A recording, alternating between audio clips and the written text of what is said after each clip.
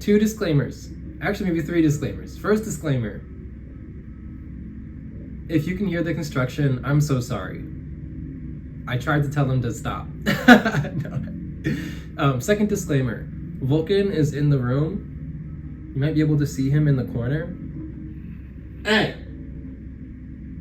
And he likes to scratch at the carpet, and we can't be having that. So what we do? Yeah, that's right. You see that? He already knows. So if you see me do that, I'm sorry. You know, being a dad, being a cat dad, I got responsibilities. Third disclaimer. Oh, I didn't even introduce myself. Hi, my name is Nate, and this might be your first time watching me, so you don't know who I am. I'm Nate. If you have watched me before, welcome back. And so about a month ago, I went to Six Flags Over Georgia, and I vlogged while I was there, so I'm gonna leave the link for that in the description below, so you'll see that. So you can watch me like actually at the park talking about it. Oh, you wanna come up and say hi? Say hi to the camera, Vulcan. Say hi. Say, my name's Vulcan, and I like to cause drama because I'm a Scorpio. And I take after my daddy's Sagittarius energy. And it's whatever. Okay. Do you have any thoughts on Six Flags Over Georgia? Or are you just watching the truck?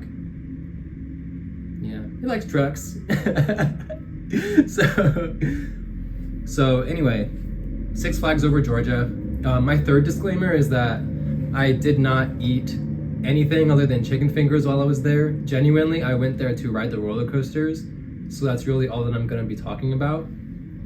And first impressions of the park, I was very pleasantly surprised. I was very surprised by the landscaping and the terrain of the park. I really wasn't expecting it to be a terrain park, but I was mad pleasantly surprised. Like, there's a part of the park. First, it's a small park. It's a decently small park. And they utilize the space very well. But there's a lot of hills. Like, there's one hill that's by Daredevil Dive where it goes into the Gotham area, and it's literally this steep. And I feel like if you're in an EV, like, you're gonna be like burning rubber trying to get up that hill. If it's raining, forget about it. You're gonna be like, but it was steep. I was surprised, and I really loved that about that park. So let's talk about some roller coasters.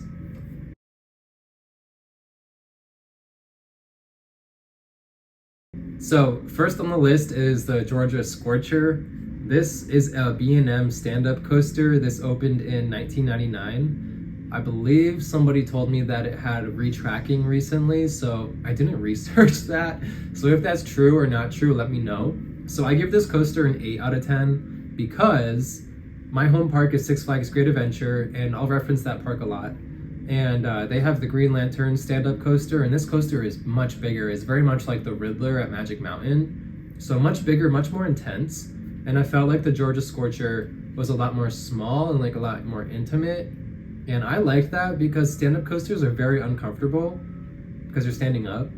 And I like that they made it feel like not as crazy. So I give this coaster an 8 out of 10 for that reason.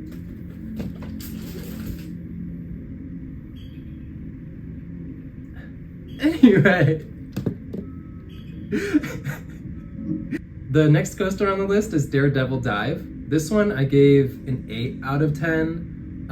This opened, I'm looking at my little list. This opened in 2011. This was fun. I rode this in the back row, which is kind of fun because it has, I believe, a beyond vertical drop. Yeah, because it has a vertical lift and then that, which I was like kind of scared for. I was a little anxious. My tummy was a little upset. And when we were going up, I'm not a stranger to vertical lifts. That's fine with me. But like being in the back row, I was excited about because I wanted to be in the back row.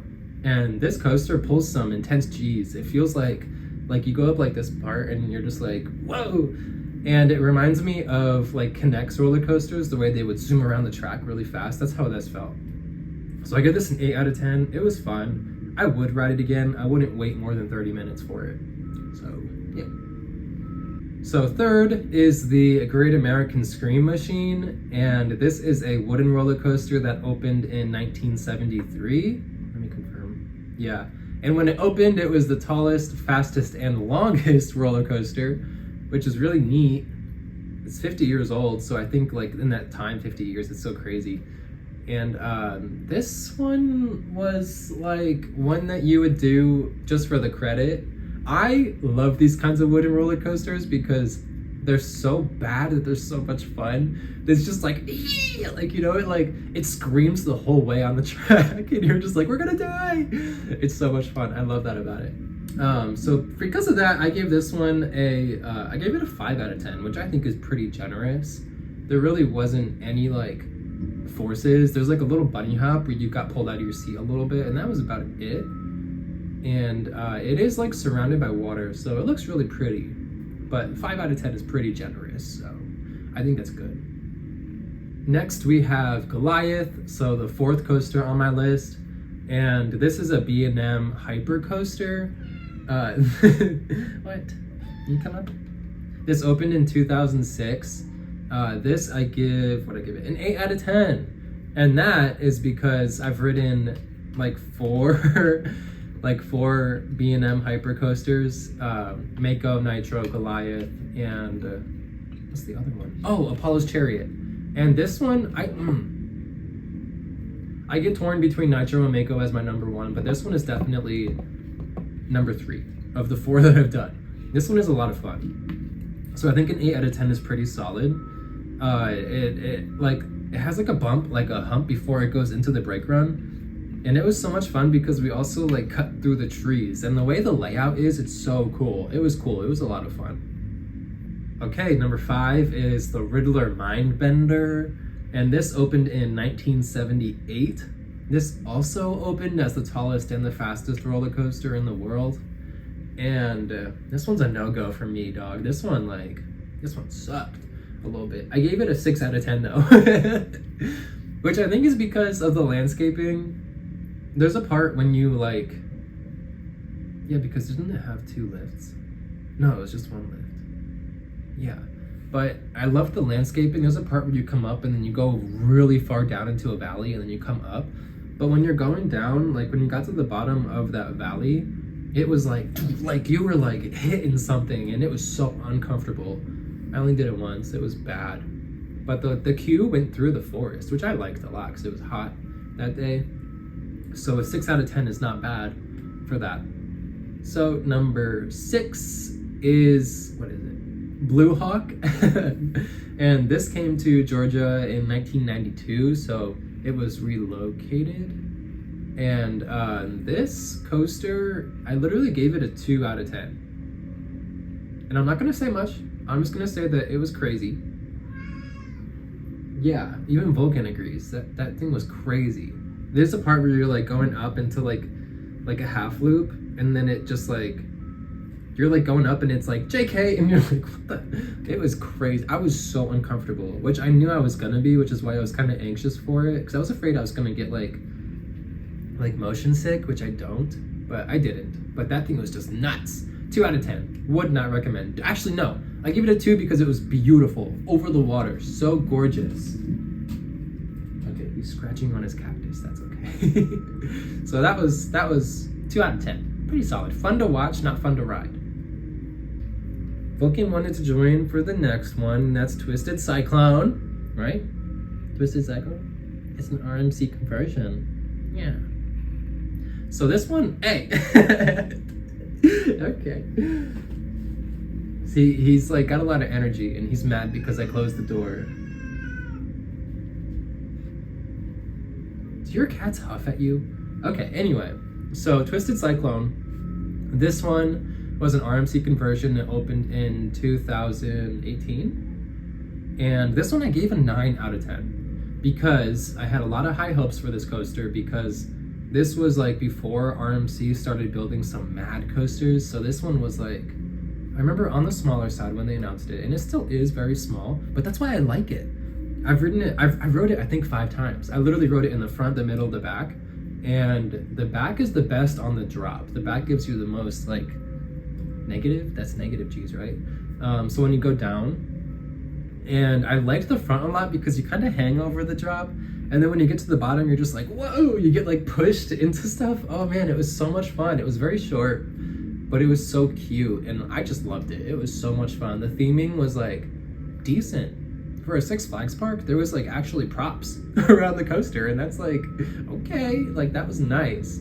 So this one I gave a 9 out of 10. I did not give it a 10 out of 10. I think if it was longer, if it was taller, absolutely 10 out of 10. The elements were fantastic, so 9 out of 10. So the last roller coaster that I rode was the